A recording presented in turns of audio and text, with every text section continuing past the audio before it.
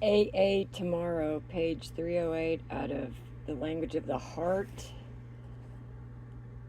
published by AA Grapevine. First publishing date was 1988. These are the writings of Bill W. from the Grapevine through the years. And this is July 1960 from the Grapevine book AA Today, published on the occasion of AA's 25th anniversary. This book was giving us some wonderful glimpses of the panorama of AA at work in the 25th year of its founding. We marvel and rejoice that the near impossible has really happened. All this has indeed depended on our many channels of communication and our singular ability to use them. How comes the question, where do we go from here and what is our responsibility for today and for tomorrow? Clearly, our first duty to AA's future is to maintain in full strength what we now have. Only the most vigilant caretaking can assure this. Never should we be lulled into complacent self-satisfaction by the wide acclaim and success that is everywhere ours. This is a subtle temptation which could stagnate us today, perchance disintegrate us tomorrow. We have always rallied to meet and transcend failure and crisis. Problems have been our stimulants. How well, though, shall we be able to meet the problems of success? Will we continue to search out the ever-present flaws and gaps in our communications?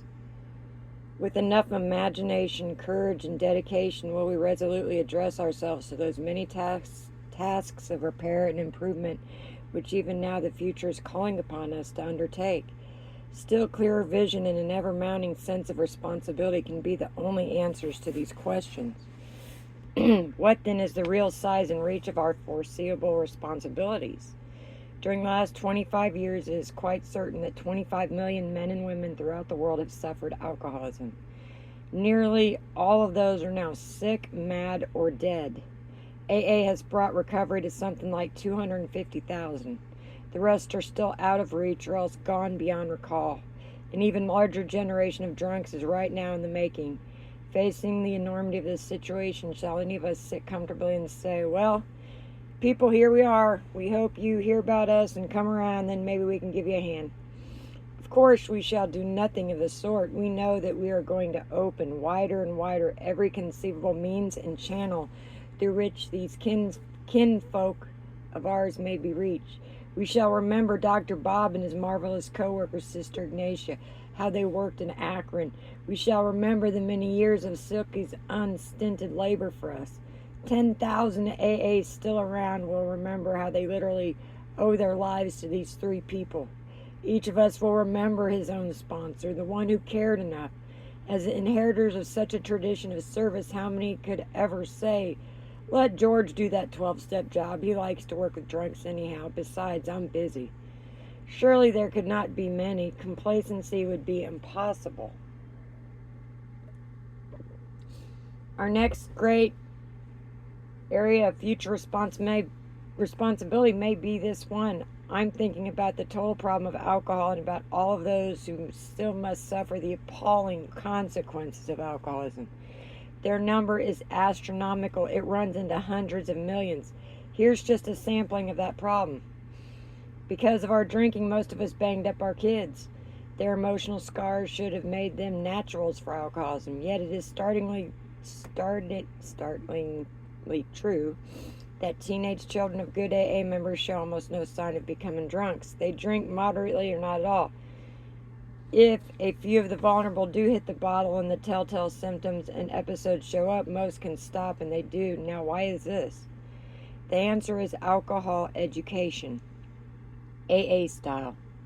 Of course, we have never told our kids not to drink, but for years around the house and at meetings, they have heard what the score really is, what alcoholism can do to people. They have seen the old man in action, first as an alcoholic, then as an AA member. This is the kind of education that has no doubt already saved 100,000 of our children. But what about other people's kids? Have we no concern for them?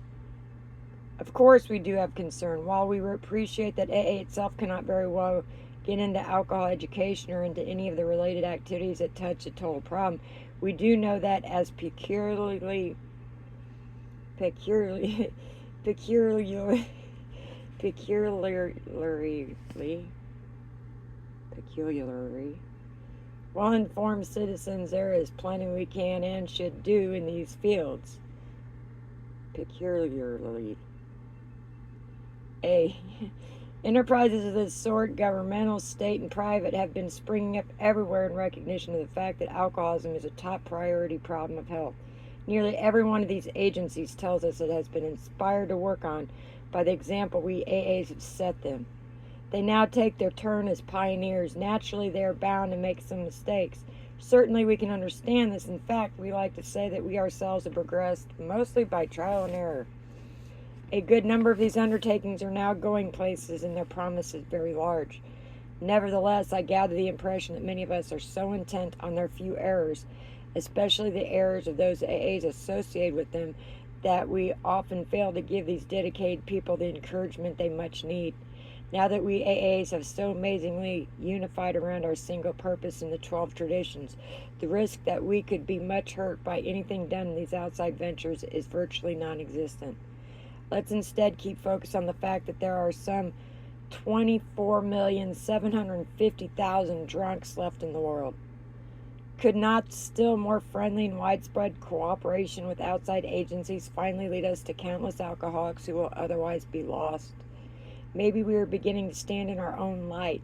Perhaps we are blocking a communication that has a tremendous potential. Shouldn't we therefore have a fresh look at this? Inside AA, well, how do we stand? It is a fact, and a perfectly explicable one, that the number of Al-Anon family groups has jumped from a handful to 1,300 of them in the last 10 years. They are tackling one of the toughest problems that an alcoholic and his family can have, inside AA or out. This is a terrific distortion that we alcoholics force upon our wives and husbands through destructive drinking. Drinking that has led us into a highly abnormal dependency upon them. Active drunks frequently turn themselves into rebellious and wayward children, thereby compelling their marriage partners to become their protective custodians, their mamas and papas. This has often resulted in a built-in pattern, one most difficult to erase. The coming of sobriety in AA is seldom a remedy. Indeed, sobriety sometimes aggravates this often intolerable condition. The Al-Anon family groups, comprised of wives and husbands of alcoholics, now see this picture clearly, far more clearly, in fact, than do most of us AAs. In their own groups, they are now working to repair that damage along with their other defects by the practice of AA's 12 steps. More than some of us, these life partners of ours are trying hard to practice AA principles in all their affairs. The family groups have already made a big dent in this mighty tough problem, and there is evidence of far more to come.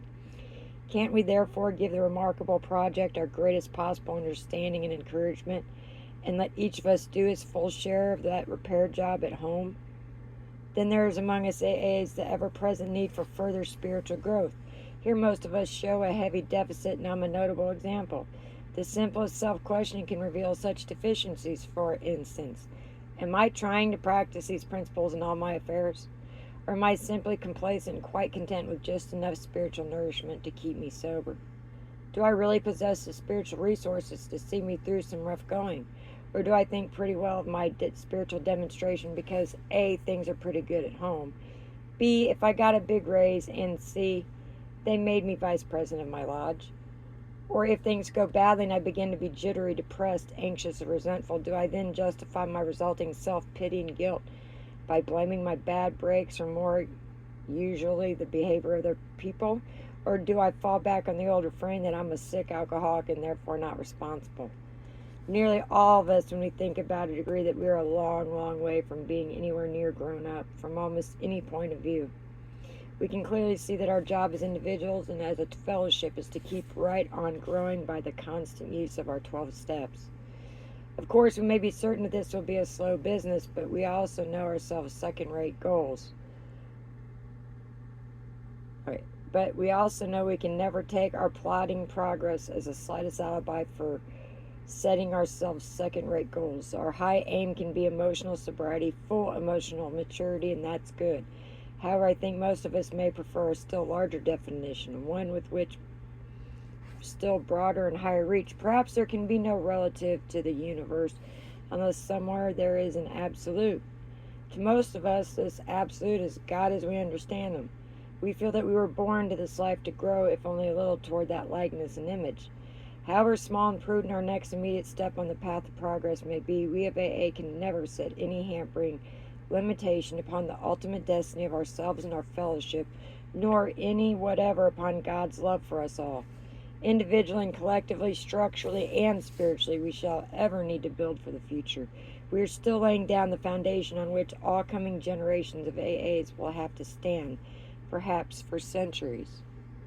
Our fellowship has been permitted to achieve, though still in miniature, the one world dream of philosophers. Ours is a world in which we can hotly differ, yet never think of schism or conflict as solution. As a fellowship, we ask nothing of wealth or power. As we better use the language of the heart, our communications grow apace. Already we find ourselves in a safe passage through all those barriers of distance and language, of social distinctions, nationality, and creed that so divide the world of our time. For so long as we remain sure that our one world of AA is God's gift rather than any virtue earned or created by ourselves, and for so long as our one world continues to be ever more inclusive of those in need, and for so long as we may speak and try to perfect the language of love, for just so long may we count upon making whatever rendezvous with destiny that God would have us. Ends on page 312.